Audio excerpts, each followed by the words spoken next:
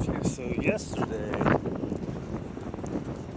yesterday in Waylansing, I was complaining about this dude that lives right by me that always lets his dogs off and he can't. Or one dog. He always lets one off, one he doesn't, but he can't control it. So I used to, I remember when I first started, I was like, I'll never have my dogs off because blah, blah, blah. You know, there's a lot of,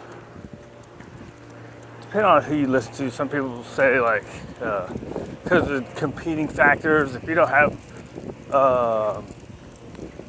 if you don't do e-collars, there's not 100% guarantee they're going to come back, right? And so with my guys, I'm super careful. I would not do them like, I'm at Cottonwood Park right now with Chico. I wouldn't bring them here without being on long lines because we haven't practiced over here. So over in my field, we've done a lot of practice, not going up to people. And there's so much value over there because we've done so much work and done so much play there that they're not going to go. You know what I mean? I think it would be different in a different environment because we haven't practiced here. So you change environments, you got to step back and make sure that nothing can happen by putting them on the long line. You know, and, you know, unless you e-collar train them. But which I think I probably would have done if I would be going all over the place. But we're not ever going to go all over the place. So, dude, you get sniff time in a minute. You got a sniff on the walk. So anyways, but I used to be like, man, people was off leash dog, blah, blah, blah, blah, right?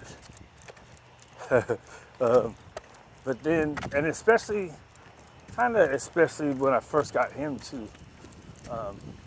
But as I started letting my guys off leash, even though it's just in that area, I started being a lot more. Because up here you'll see people, they won't have their dogs on a leash. Not often, but usually people keep their dogs on a leash. Every once in a while, one or two of them will let them kind of go. But where was I going? See, I went off on a tangent. When I started letting my guys off a lot more and I did a lot more work, I started being more,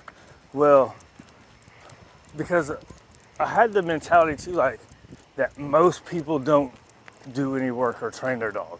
So they're just letting them off leash with the hopes that because I had you since a puppy, you're gonna come back to me. Which a lot of, you know, sometimes that's pretty good, you know. But once I started letting my guys be more free, I started being more trusting in other people. Now there's still some. It is about time for your break. Okay, break. Now there still are some. There's another lady that she has a little dog that she gets out all the time. I think she sneaks out their door. But that dog can be pretty annoying. It'll go away. It's a little bitty guy, so I can shoo him away pretty easy. But it's pretty annoying when I'm trying to walk with my guys because it'll come up and start trying to play because she knows us. Because if we're not walking, then I let them play. So, but one time with Chico, I was up here and we were on the other side of the park walking. So let's see if I can get to where you can see this. So right at the end of where that light is the water. You hear the ducks? Oh, they got quiet. So you can see that path now, right in the middle. We were on the other side of that hill, way over there, and I saw this dog running from like where that path is. And we were here, and I saw it running from here, like wham, just running crazy. I was like, oh my God. Especially because Chico's kind of weird, right? Then the dog at the top of the hill stopped. There's a hill over there, right? He stopped at the top of the hill. Dude, what's up with my focus? Okay, so the dog stopped at the top of the hill, and that's where the people were. And I was like, wow, at least they've done some work with it, right? And then because it just ran right up to him, I was like, man, that's good, because it was a nice long distance, right? So, and there was people all over, right? There wasn't any other dogs at the time, at least in that area, but there were people around, so it made me go, man, these guys did some work with their dog. That's good. I'm like, see, you got to trust people a little bit. But there has been a couple times where there have been just like loose dogs over here. I think got out of their backyards because there's houses right over there. But anyways, it ended up being a dog that came to me for about 4 months. His name was Shiloh. And they're like, hey, how you doing? And I was like, hey, what's up, guys? They're like, hey, Shiloh wants to say hi to you. I'm like, I can't. This guy's a weirdo.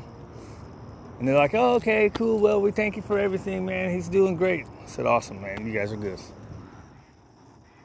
So that was a weird story, right? So, in other words, the point is not every dog that's off leash is untrained. So when you see an off leash dog, don't immediately get all freaked out. Oh my God, there's off leash dog. There's a 50-50 chance it's trained well. Because did I call break? Oh, we never got back to walking because we're going to walk over this way. Come on, dude, let's go. Right? So don't freak out just because you see an off-leash dog. Get ready, but don't freak out, because if you start freaking out, then your dog's going to get on alert. Right? Possibly, depending on your dog. What's up, guys? Can you see him? You can't see him because it's too dark. Sounds like a little swan. Man, I'm taking off now, huh? Usually they just keep on walking. Right, so don't freak out. Stay cool. You see the dog start approaching you, then you get ready and you gotta advocate for your dog. Don't let your dog protect you. You protect it. Right. So what I do is I get the dog behind me and I step in front, and I'll usually yell and maybe stomp my foot. And hope that works. Yeah, stay cool, man. Don't let them freak you out.